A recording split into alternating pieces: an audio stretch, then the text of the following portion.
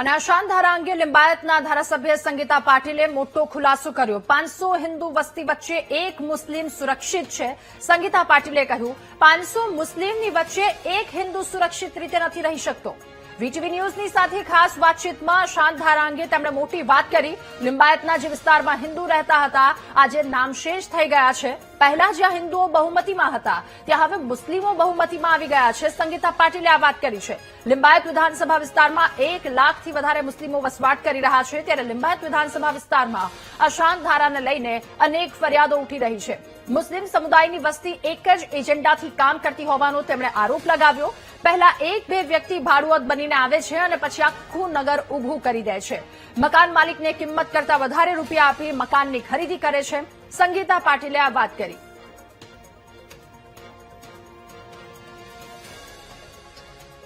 ગુજરાત વિધાનસભામાં અસાનધારા વિધેયક પર ચર્ચા ચાલી રહી હતી અને આ દરમિયાન લિંબાયતના ધારાસભ્ય સંગીતાબેન પાટીલે ખૂબ જ મહત્વપૂર્ણ ધારદાર દલીલો કરી છે અને તેમાં રજૂઆતો કરી છે અને પોતાનો અવાજ ઉપાડ્યો છે। ખાસ કરીને આ વિસ્તારમાં મોટાભાગે અસાનધારાની ફરિયાદો ઉઠતી હોય છે અને મોટા પ્રમાણમાં મુસ્લિમ વસ્તી અહીં જોવા મળી રહી છે। ત્યારે લિંબાયતના ધારાસભ્ય એવી કઈ વાતો કરી છે કે જેને કારણે અત્યારે આ જે વિધાનસભા છે તેમાં અનેક સવાલો ઉઠ્યા છે। સંગીતાબેન, આપના મત વિસ્તારને લઈને વિધાનસભામાં એક અસાનધારાના વિધેયક સમયે એક મહત્વની વાતો કરી છે, ખાસ એ કઈ બાબત રહી હતી, શું કહેશો?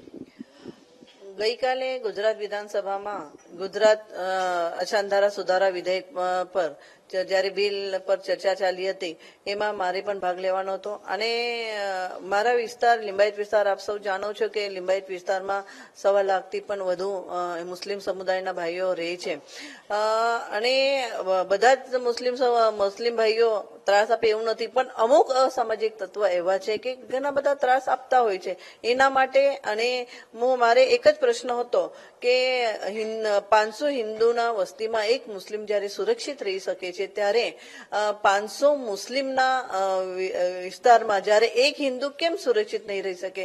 આ પ્રશ્ન મારે પૂછવું હતું અને સાથે સાથે ઘણા બધા પ્રશ્ન મારા વિસ્તારના હતા। જ્યારે મારા વિધાનસભાના વિસ્તારના લોકોએ મને છૂટાઈને ત્યાં મોકલી છે, મારી જવાબદારી છે કે મારા વિસ્તારના પ્રશ્નો ત્યાં પૂછવામાં આવે અને જ્યારે અસાનધારા સુધારા વિધેયક પર જ્યારે ચર્ચા ચાલતી હતી એ ચર્ચા દરમિયાન મારે બોલવાનું થયું અને ઘણા બધા સૂચનો હતા મારી તરફથી અને ઘણી બધી રજૂઆતો હતી।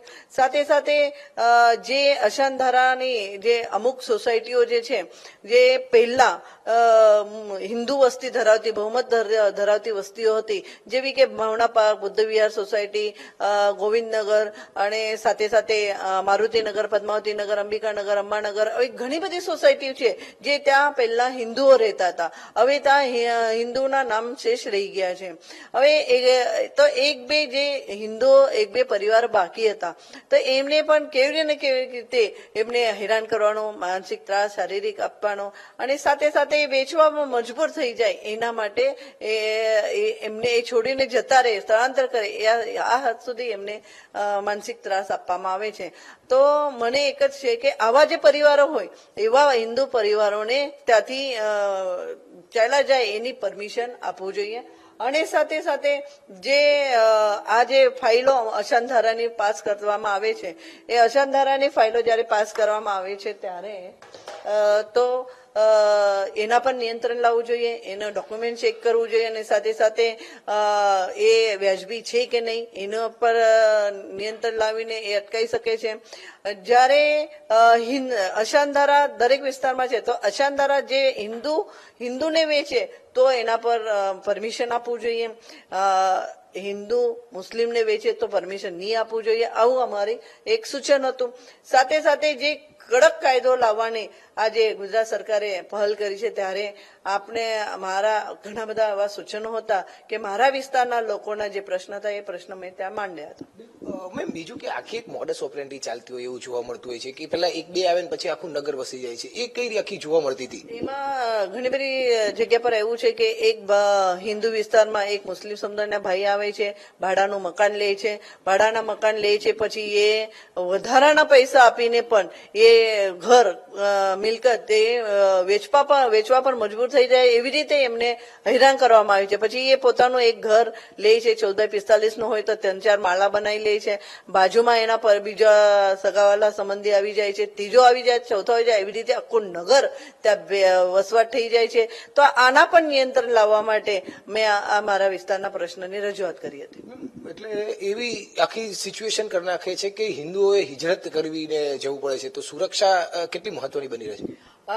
અમુક વિસ્તારમાં એવી પ્રશ્નો હતા અમારા 8-10 હજાર જયારે તેલુગુ ભાઈઓ પદ્માવતીનગર મારુતિનગરમાં રહેતા હતા, અંબાનગરમાં. તમે ત્યાં જઈને જોઈ શકો છો કે કેવી રીતે એ છે. એ લોકો ત્યાંથી નીકળી ગયા છે, એ તાળું મારીને પણ ચાલ્યા જાય, પણ બીજે ભાડે રહે છે, પણ ત્યાં તાળું મારીને પોતાની મિલકત વેચાતી નથી એટલે ત્યાં તાળું મારીને પણ રાખી મૂકી છે.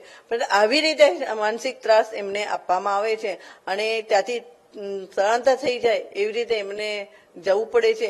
આ પણ એક મારી રજૂઆત હતી કે એમને વેચવા માટેની પરમિશન આપવા માટે પણ મારી રજૂઆત હતી.